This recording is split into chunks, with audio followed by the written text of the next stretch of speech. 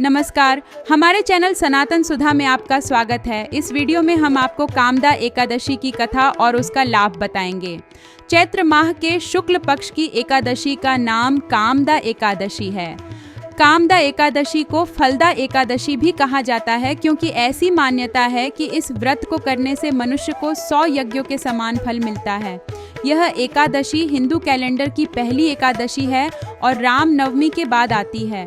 ये एकादशी दुख और दरिद्रता को दूर करती है और कामनाओं को पूरा करती है। इस व्रत के प्रभाव से जाने अनजाने हुए पाप भी कट जाते हैं। जैसे अग्नि काष्ठ को जलाकर राख कर देती है, वैसे ही कामदा एकादशी के पुण्य के प्रभाव से समस्त पाप नष्ट हो जाते हैं। इसके उपवास से मनुष्य निम्न योनि से मुक्त हो जाता है और उसे स्वर्ग की प्राप्ति होती है। कामदा एकादशी की व्रत कथा।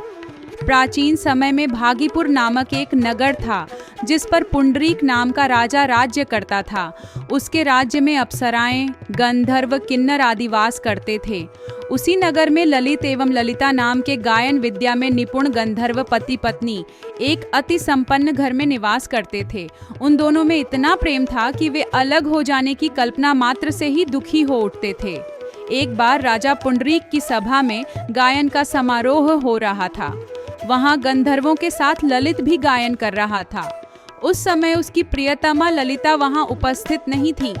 गायन करते करते अचानक उसे ललिता का स्मरण हो उठा, जिसके कारण उसका सुर ताल बिगड़ गया। सभा में उपस्थित नागराज करकोटक को उसके मन की बात का भान हो गया और उसने राजा पुंडरीक से उसकी शिकायत की। इस पर राजा को बहुत क्रोध आया और उन्होंने क्रोधवश ललित को श्राप दे दिया। अरे नीच, तू मेरे सम्मुख गायन करते हुए भी अपनी स्त्री का स्मरण कर रहा है। जा तू राक्षस बनकर अपने कर्म का फल भोग। ललित गंधर्व उसी समय राजा पुंडरीक के श्राप से एक राक्षस में परिवर्तित हो गया। उसका मुख विकराल हो गया, उसके नेत्र सूर्य के समान प्रदीप्त होने लगे, मुंह से आग की भयंकर ज्वालाएं निकलने लगीं। इस तरह राक्षस बन जाने पर वह अनेक दुख भोगने लगा। अपने प्रियतम ललित का ऐसा हाल होने पर ललिता बहुत दुखी हो उठी। वह अपने पति को राक्षस के जीवन से मुक्त करवाने के लिए विचार करने लगी कि मैं कहाँ जाऊं और क्या करूं, किस जतन से अपने पति को इस नरक तुल्य जीवन से मुक्त कराऊं। राक्षस बना ललित घोर वनों में रहते हुए अनेक प्रकार के पाप करने लगा। उसकी स्त्री ललिता भी उसके पीछे पीछे जाती और उसकी स्थिति देखकर विलाप करने लगती। एक बार वह अपने पति के पीछे पीछे चलते हुए विंध्याचल पर्वत पर पहुंच गई। उस स्थान पर उसने श्रृंगी मुनि का आश्रम देखा। वह शीघ्रता से उस आश्रम में गई तथा मुनि के सम्मुख पहुंचकर प्रणाम कर विनीत भाव से प्रार्थना करने लगी। हे महामुनि, मैं वीरधनवा नामक गंधर्व की पुत्री ललिता हूँ। मेरा पति राजा पुंडरीक के श्राप से एक भयंकर दैत्य बन गया है। उससे मुझे अपार दुख हो रहा है। अपने पति के कष्ट के कारण मैं बहुत दुखी हूँ। हे महामुनि, कृपा करके आप उसे राक्षस योनि से मुक्ति का कोई उत्तम उपाय बताएं। समस्त वृत्तांत सुनकर मुनि श्रृंगी ने कहा, हे पुत्री, चैत्र माह के शुक्ल पक्ष की एकादशी का नाम कामदा एकादशी है।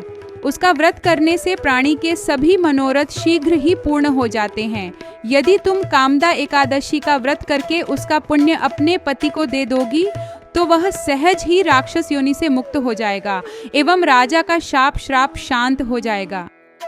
ऋषि के कहे अनुसार ललिता ने श्रद्धा पूर्वक व्रत किया तथा द्वादशी के दिन ब्राह्मणों के समक्ष एकादशी व्रत का फल अपने पति को दे दिया और ईश्वर से प्रार्थना करने लगी।